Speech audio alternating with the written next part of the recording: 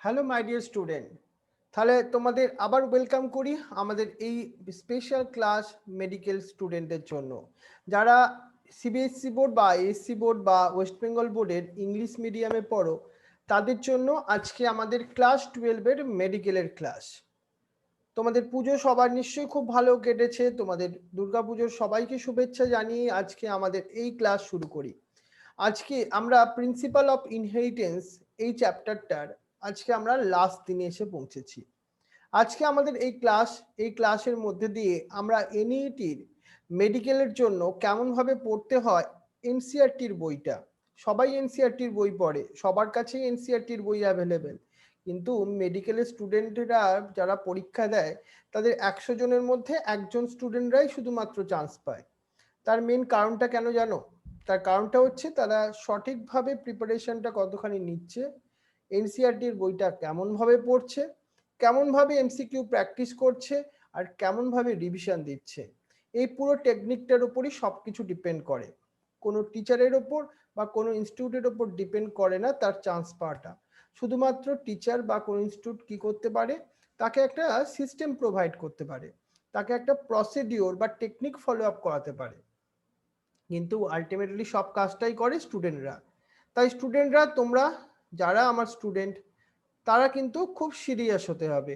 কারণ মেডিকেলের এই যে, তোমরা ভালোভাবেই জানো মেডিকেলের কোশ্চেন আজকের প্যাটার্ন অনেক সোজা হয়ে গেছে। পুরো কোশ্চেনটাই এনসিইআরটি থেকেই আসছে, কিন্তু কম্পিটিশনটা কিন্তু অনেক লেভেলে হাই হয়ে গেছে, কারণ এখানে একটা কোশ্চেনও ভুল করা যাবে না।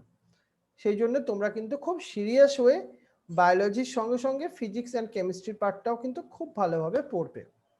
তাহলে কিন্তু আমাদের মেডিকেলে চান্স পাওয়াটা খুব বেশি অসম্ভব কাজ একদমই নয়।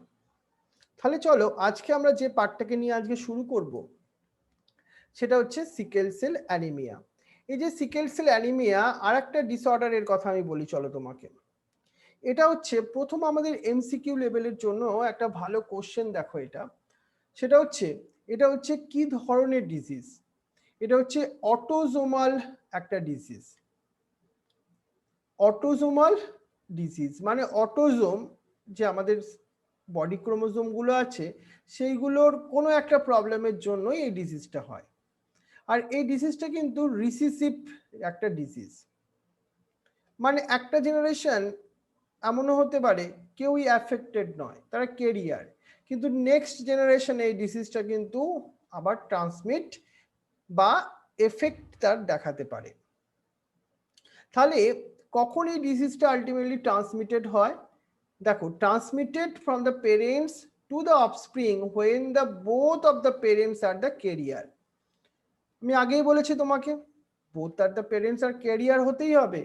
কেরিয়ার বলেই তো এই ডিজিজটা রিসিসিভ, কিন্তু এখানে বোথ পেরেন্টস যখন কেরিয়ার হবে তখনই এই ডিজিজটা কিন্তু ট্রান্সমিট হবে অফস্প্রিং এর মধ্যে। এটা মাথায় ঢোকাও। তাহলে এখানে আমরা কি বুঝলাম?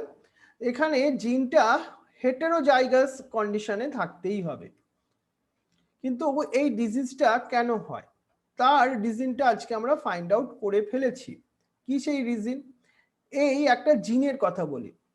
The disease is ultimately control by a single pair of allele. তার নাম দিচ্ছি আমরা অ্যালিল, মানে তো জিন, তাই তো? এটা তো আমরা আগেই জানি ভালো করে, যেটা হচ্ছে HBA আর একটা হচ্ছে HBS। Out of 3 possible genotype only homozygous individual হতে পারে কি HBS আর HBS। সো এখানে disease the phenotype heterozygous HBA আর HBS। কেন হেটেরোজাইগাস? এখানে both the allele are not similar, তাই এটা হেটেরোজাইগাস। অ্যাপিয়ার, দেখো এখানে তখন কি হবে? Apparently unaffected but they are the carrier of the disease. তাহলে যখন আমরা কি বুঝলাম, হোমোজাইগাস ইন্ডিভিজুয়াল হলে তখন এই ডিজিজটা এফেক্ট দেখাবে, আর যখন হেটেরোজাইগাস কন্ডিশনে থাকবে মানে HBA আর HBS এই দুটো অ্যালিল এই কন্ডিশনে, তখন কিন্তু এটা আনএফেক্টেড কিন্তু ক্যারিয়ার হবে। 50% অফ দ্য প্রবাবিলিটি থাকবে ট্রান্সমিশন অফ দ্য মিউটেন্ট জিন টু দ্য প্রোজেনি। এইখানে কি হয় দেখো, একটা জিন মেনলি একটা মিউটেটেড হয়ে যায়। এবার মিউটেটেড কেন হয়, তার অনেক কিন্তু কারণ আছে। তার জন্য মিউটাজেনিক ডিফারেন্ট এজেন্টগুলো রেসপন্সিবল হতে পারে, স্পন্টেনিয়াস মিউটেশন হতে পারে, ডিফারেন্ট রিজন। কিন্তু এই সিকেল সেল অ্যানিমিয়াগুলোকে আলটিমেটলি আমরা কেন হয় তার একটা স্পেসিফিক রিজনটাকে আরো বেশি তোমাকে এক্সপ্লেন করি। আমরা এই সিকেল সেল অ্যানিমিয়া আলটিমেটলি হয়টা কি, আমরা আরবিসির এখানে শেপটা দেখো, এটা হচ্ছে একটা বাইকনকেভ শেপ দেখতে পাচ্ছি, যেটা হচ্ছে ফাংশনাল। কারণ আরবিসি কে ফাংশনাল মানে আরবিসি কে তার ফাংশন মানে অক্সিজেন বা কার্বন ডাই অক্সাইড ক্যারিয়ার হতে গেলে এই ধরনের বাইকনকেভ শেপ হওয়াটা নেসেসারি। বাট এই সিকেল সেল অ্যানিমিয়াতে কি হয়, তুমি এই পিকচারটা ভালো করে দেখো, যেখানে আরবিসির শেপটা অ্যাজ লাইক সিকেলের মতো হয়ে গেছে, দেখো সিকেল শেপ হয়ে গেছে, নট দ্য বাইকনকেভ। প্রবলেমটা কি এই ডিজিজটা হলে, এখানে বাইকনকেভ শেপটা হয়ে গেলে আরবিসির নর্মাল যে ফাংশন সেই অক্সিজেন বা কার্বন ডাই অক্সাইডকে ক্যারি করা, সেটা কিন্তু এখানে পসিবল হচ্ছে না ঠিকভাবে, এটাই প্রবলেম। কিন্তু এর জন্য এই যে আরবিসির যে বাইকনকেভ শেপ, এটা কিসের জন্য, কেন মানে কে রেসপন্সিবল এই আরবিসির বাইকনকেভ শেপটার জন্য, সেটা হচ্ছে একটা হিমোগ্লোবিন। আমরা সবাই জানি হিমোগ্লোবিন কি জিনিস, এটা একটা প্রোটিন, তাই তো। এবার প্রোটিন মানে এটা আমাদের সেলের মধ্যেই তৈরি হতে হবে, সেলের মধ্যে নিশ্চয়ই কোনো জিন আছে, সেই জিনটাই কন্ট্রোল করে হিমোগ্লোবিন প্রোটিনের প্রোডাকশনটাকে। দেখো নর্মাল আমরা হিমোগ্লোবিনের জিনটাকে এইভাবে একটা লিখেছি জিএসি আর সিটিসি। এই জিনিসটা কি বলতো, এটা হচ্ছে একটা কি কোডন, আমরা পরবর্তী ক্লাসগুলোতে শিখবো। এখান থেকে দেখো এই যে পার্টটা বলছি না জিনের পার্ট, এখান থেকে যেটা এমআরএনএ তৈরি হলো সেটা হচ্ছে জিএজি, এটা একটা কোডন। এমআরএনএ এর সিকোয়েন্সটাকে কোডন বলে, কিন্তু এটা নর্মাল হিমোগ্লোবিনের জিন, তার স্ট্রাকচারাল ফরম্যাট, তার ছোট্ট একটা অংশ দেখাচ্ছি। আর এইখানেই দেখো মিউটেশনটা হবে কেমন ভাবে, এটা নর্মাল জিন, এখান থেকে জিএজি বলে একটা কোডন তৈরি হয়, আর এখান থেকে গ্লুটামিক অ্যাসিড বলে একটা অ্যামাইনো অ্যাসিড তৈরি হয়, আর নর্মাল দেখো অ্যামাইনো অ্যাসিড গুলো অ্যাটাচমেন্ট হয়ে একটা হিমোগ্লোবিন প্রোটিন তৈরি হয়। কিন্তু যার সিকেল সেল জিনটা মিউটেটেড হয়েছে, সেখানে দেখো এখানে কি হয়েছে, দেখো জিএজি হওয়ার কথা ছিল, তো এখানে জিএজি না হয়ে জিটিজি হয়ে গেছে। তাহলে কোডনটা জিএজি না হয়ে জিইউজি হয়েছে। জিইউজি হলে ও তখন গ্লুটামিক অ্যাসিড আর তৈরি করতে পারেনি, তখন ও দেখো ভ্যালিন বলে একটা ডিফারেন্ট অ্যামাইনো অ্যাসিডকে কোড করছে। সেটা কত নম্বর পজিশনে আছে, 6 নাম্বার পজিশন, এটাও কোশ্চেন হতে পারে আমাদের। তাহলে ভ্যালিন একটা অ্যামাইনো অ্যাসিড চেঞ্জ হলে হবেটা কি, এটা মাথায় রাখো ব্যাপারটা। একটা অ্যামাইনো অ্যাসিড চেঞ্জ হলে পুরো প্রোটিনের স্ট্রাকচার চেঞ্জ হয়ে যেতে পারে, সেই ঘটনাটাই ঘটেছে এখানে। তাহলে আমরা এখানে মাইক্রোগ্রাফে একটা রেড ব্লাড সেলের স্ট্রাকচার দেখেছি, তার সঙ্গে সঙ্গে নর্মাল ইন্ডিভিজুয়ালসের কি জিনের ফরম্যাট আর সিকেল সেল অ্যানিমিয়ার ক্ষেত্রে কি জিনের ফরম্যাট, সেটা তোমাকে আমি এখন বোঝালাম। শুধুমাত্র ভ্যালিনের কথা, কি চেঞ্জ হয়েছে, কত নাম্বার পজিশনে, এইগুলো কিন্তু মাথায় তোমায় রাখতে হবে। তাহলে ভ্যালিনটা আমরা মাথায় রাখলাম 6 পজিশনে। এই যে ভ্যালিন, এই অ্যামাইনো অ্যাসিডটা কোথায় চেঞ্জ করছে, mainly beta globin chain of the haemoglobin. এটা আবার একটা ইন্টারনাল কোশ্চেন হতে পারে। এই যে মিউটেশনটা, হিমোগ্লোবিনের মধ্যে দুটো আলফা চেন থাকে, দুটো বিটা চেন থাকে, এখানে 6 position of the beta globin চেনে এই প্রবলেমটা হয়েছে। তাহলে এখানে সাবস্টিটিউশন মিউটেশন হয়েছে, যার ফলে amino acid in the globin protein result in the due to the single base substitution. মানে একটা সিঙ্গেল নাইট্রোজেন বেসের শুধু সাবস্টিটিউশন হয়েছে, শুধু চেঞ্জ হয়েছে। So 6 codon of the beta globin chain GAG to GEG তে চেঞ্জ হয়ে গেছে। mutant hemoglobin molecule undergo polymerization, undergo low oxygen tension. এখানে যখন এই ধরনের মিউটেশন হবে না, হিমোগ্লোবিন মলিকুলস গুলো নিজেদের মধ্যে অ্যাটাচমেন্ট হয়ে লং একটা স্ট্রাকচার তৈরি করে নেবে। আর যখনই এরকম একটা হিমোগ্লোবিন লং স্ট্রাকচার তৈরি করবে, তখন তার অক্সিজেন ক্যারিং ক্যাপাসিটি থাকবেই না। আর বাইকনকেভ যেটা শেপ, নর্মাল যে আরবিসির শেপ, সেটাও আর থাকবে না। তখন তারা সিকেল সেল একটা স্ট্রাকচারে কনভার্ট হয়ে যাবে। এটাই কিন্তু সিকেল সেল অ্যানিমিয়ার মেন সব ইনফরমেশন, যা কোশ্চেন আসবে এখান থেকে। এবার আমরা আরেকটা ডিসঅর্ডারের কথা তোমার সাথে চলো ডিসকাস করি।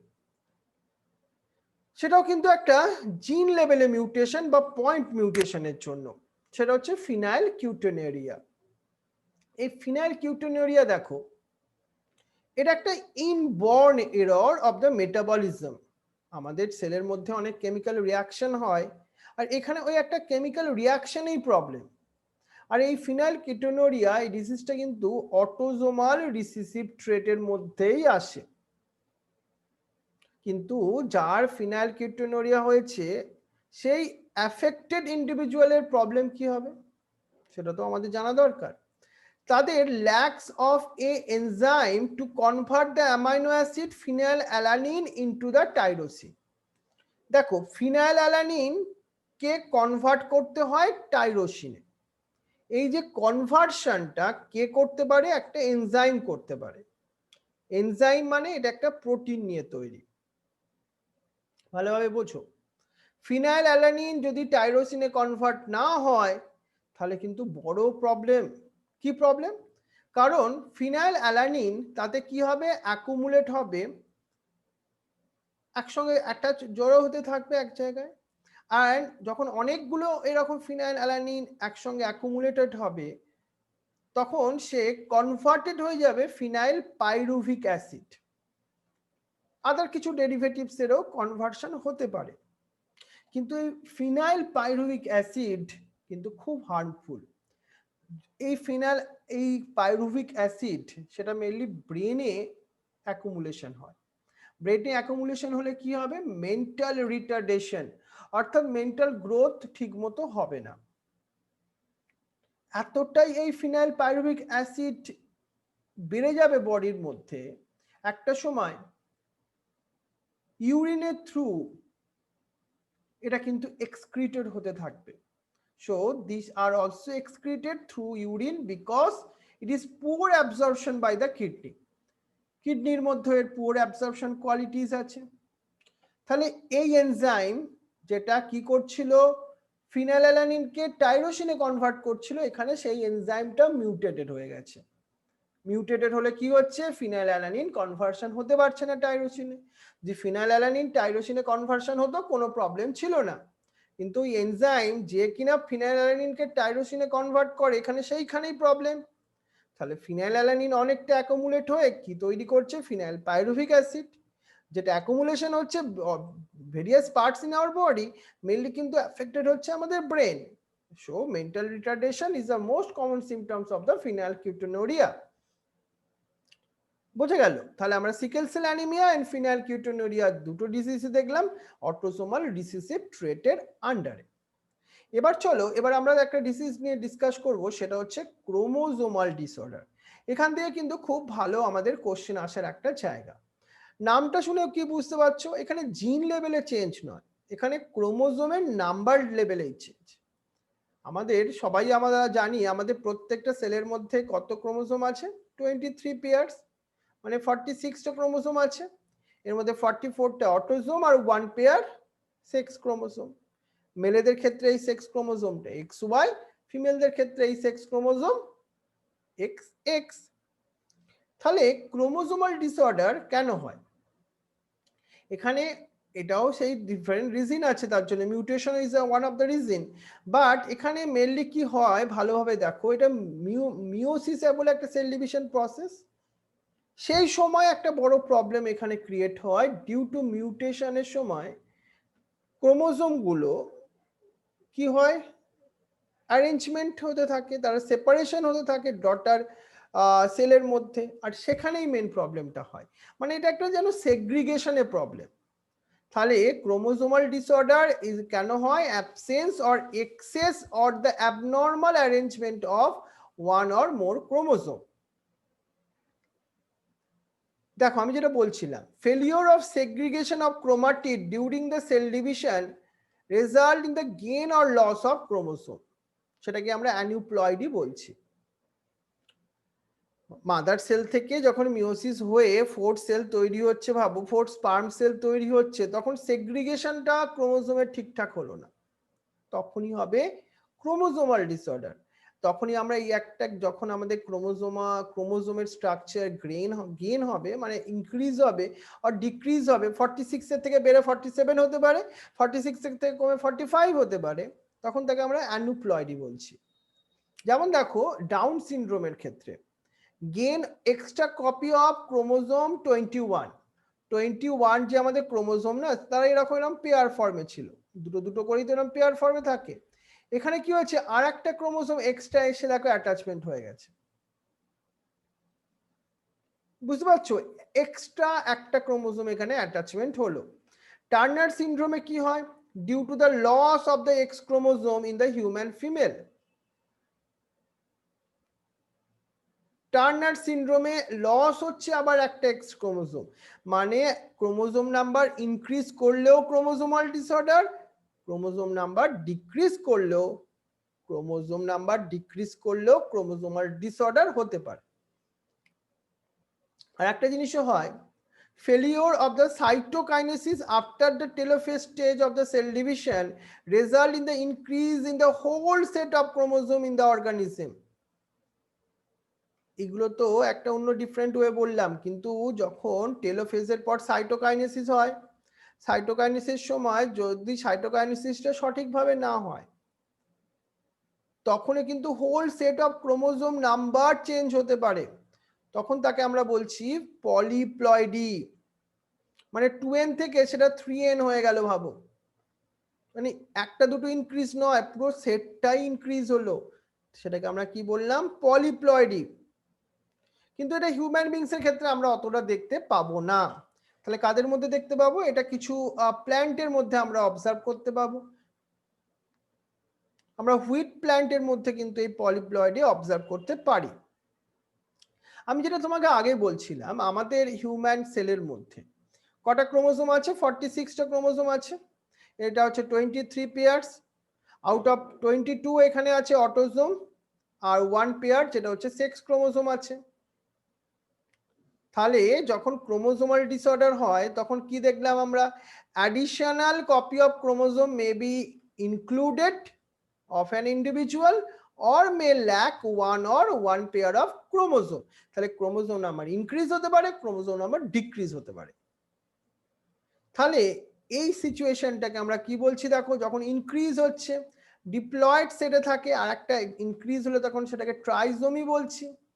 আবার ডিপ্লয়েড থেকে যদি একটা ক্রোমোজোম ডিক্রিজ হয়ে যায়, একটা ক্রোমোজোমই পড়ে থাকছে, তখন তাকে আমরা মোনোজোমি বলছি। মানে ট্রাইজোমিও হতে পারে, মোনোজোমিও হতে পারে, দুটো কেসই হওয়া possible. So such a situation led very serious consequence in the individual। Chromosome তার মধ্যে জিন আছে, তুমি বুঝতেই পারছো, ক্রোমোজোম নাম্বার যদি ইনক্রিজ বা ডিক্রিজ করে, total different type of symptoms তৈরি হয় হিউম্যান বিংস এর মধ্যে। যেমন Down syndrome, Turner syndrome, Klinefelter syndrome is the most common some example of the chromosomal disorder. আরো different type of chromosomal disorder is there, but in our NEET syllabus আমরা এই তিনটে disorder সম্বন্ধে চলো discuss করব। কি কি, Down syndrome, Turner syndrome, Klinefelter syndrome. চলে আসি আমরা আমাদের প্রথম সিনড্রোমটা সম্বন্ধে। এই তিনটে ডিসঅর্ডার থেকে আমাদের এনইটি লেভেলের জন্য কিন্তু ভেরি ইম্পর্টেন্ট একটা পার্ট, তুমি স্টার দিয়েও রাখবে এটা। কিন্তু প্রথম আমরা একটুখানি ডিসকাস করি ডাউন সিনড্রোম সম্বন্ধে। ডাউন সিনড্রোম কেন হয় সেটা আগে আমরা জানবো। তার কারণটা হচ্ছে additional A copy of the chromosome number 21। তাহলে 21 যে নাম্বার অফ ক্রোমোজোম, সেখানে এরকম কটা ছিল, দুটো ক্রোমোজোম ছিল, সেখানে কি হলো, আর একটা ক্রোমোজোম এরকম অ্যাটাচমেন্ট হলো, মানে এখানে তিনটে ক্রোমোজোম দেখতে পাচ্ছি। তাহলে ট্রাইজোমি অফ 21, এটা কিন্তু very important one cause of the Down syndrome. Down সিনড্রোমের এমসিকিউ অপশনে আমরা যদি বলি the cause of the Down syndrome, তাহলে একটা ওয়ার্ডে যদি বলি ট্রাইজোমি অফ 21। আর একটা ভেরি ইম্পর্টেন্ট কোশ্চেন আন্ডারলাইন করো, this disorder first described by the Langdon Down 1866 উনি ফার্স্ট এই ডিসঅর্ডারটাকে ডেসক্রাইব করতে পেরেছিলেন। আর একটা ভালো কোশ্চেন আসে এই ডাউন সিনড্রোম তার কিছু সিমটমস গুলোকে দিয়ে। কি কি সিমটমস? এনসিআরটি তে যা সিমটমস আছে সেইগুলোই তোমায় মনে রাখতে হবে। কি কি সেইগুলো? Short hatcherated to the small rounded head, furrowed tongue and partially open mouth, এই যে পাম দেখতে পাচ্ছ, ultimately very broad with the characteristic the palm phrase, এই পার্টগুলো ডিফারেন্ট তাদের ক্ষেত্রে। ফিজিক্যাল সাইকোমিটার, ফিজিক্যালি তাদের মধ্যে নট সো গুড, উইক থাকবে physically. Psychomotor or the mental development is retired, মানে ব্রেনও তাদের ক্ষেত্রে কিন্তু পুরোপুরি ডেভেলপ নয় নর্মাল হিউম্যান বিংস এর মধ্যে। এই হচ্ছে ডাউন সিনড্রোমের কিছু কি কি তাহলে কোশ্চেন আসতে পারে এনইটির জন্য। কজ, কেন হয় ডাউন সিনড্রোম, যেটা আমি বললাম ট্রাইজোমি অফ 21, কোন সায়েন্টিস্ট, সেটা হচ্ছে তোমার ল্যাংডন ডাউন 1866 এ, ইয়ারটা দিয়েও কোশ্চেন হতে পারে। তারপর তোমাকে সিমটমস গুলোকে দিয়ে কোশ্চেন হতে পারে। এই তিনটে ধরনের কোশ্চেন আমাদের এনইটি লেভেলের হতে পারে ডাউন সিনড্রোম থেকে। এবার চলে আসি আমরা ক্লাইনফিল্টার সিনড্রোমের জন্য। ক্লাইনফিল্টার সিনড্রোম কেন হয়?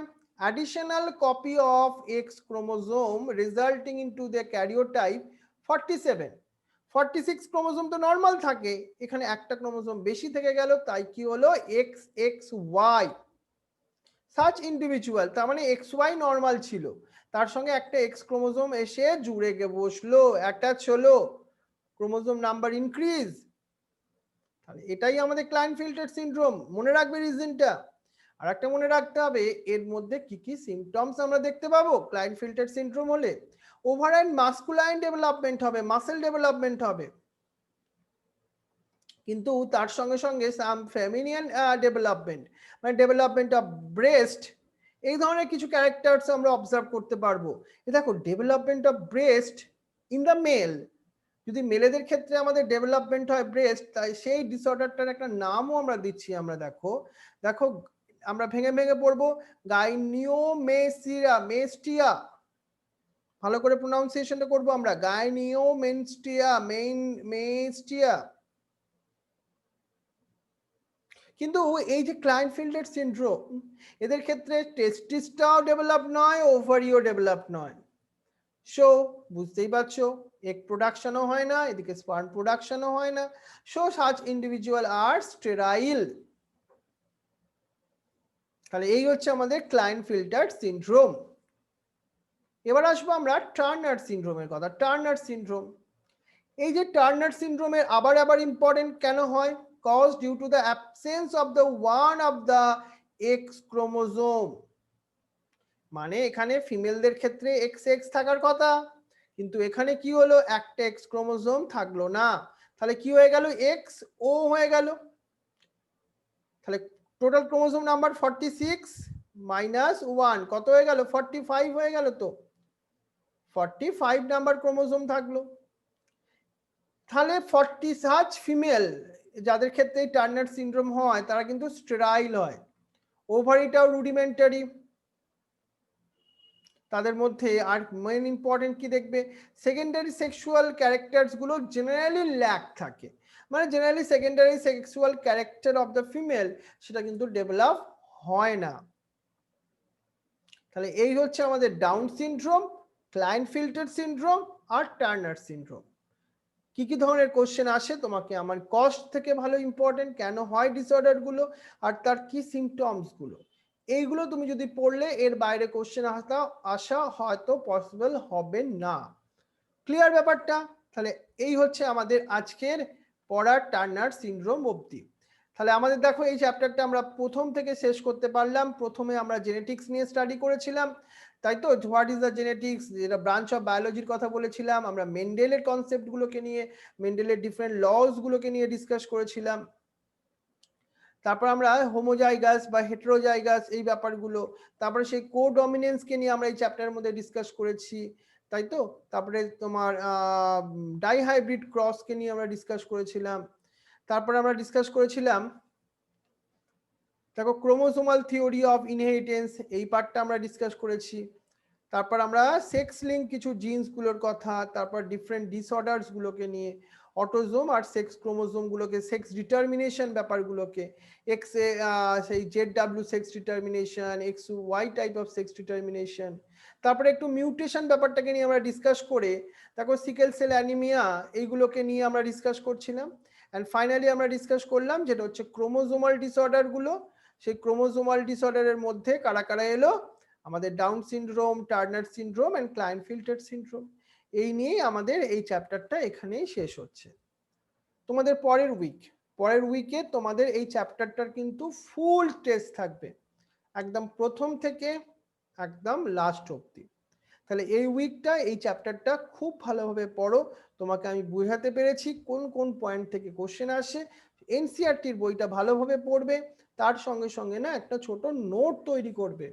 যে পয়েন্টগুলো আমি তোমাকে মেন ইম্পর্টেন্ট বারবার বলছি, দেখবে ক্লাসের সময় তুমি ক্লাস হয়ে যাবার পর আজকেই একটা রিড করো এনসিইআরটির বই, তার সঙ্গে সঙ্গে নিজেই একটা নোট ডাউন করো খাতায়, যেটা কিন্তু ভেরি ভেরি ইম্পর্টেন্ট। মেডিকেলে চান্স পেতে গেলে টিচারদের প্রসেস, টিচারদের তৈরি করা কিছু তোমার টেকনিক তোমাকে কিন্তু মানতেই হবে। তাহলে আজকে আমাদের এতখানি এই ক্লাসটা, তোমরা সবাই আই থিঙ্ক ভালো করে বুঝতে পেরেছো এই চ্যাপ্টারটা। তোমাদের সবাইকে থ্যাংক ইউ ভেরি মাচ, তোমরা এত কনসেন্ট্রেট করে ক্লাসটা করলে। আমাদের পরের উইক দেখা হবে তাহলে নতুন একটা চ্যাপ্টার নিয়ে, তার সঙ্গে সঙ্গে তোমার মক টেস্টও থাকছে এর মধ্যে। তাহলে থ্যাংক ইউ ভেরি মাচ, ভালো থেকো, সাবধানে থেকো।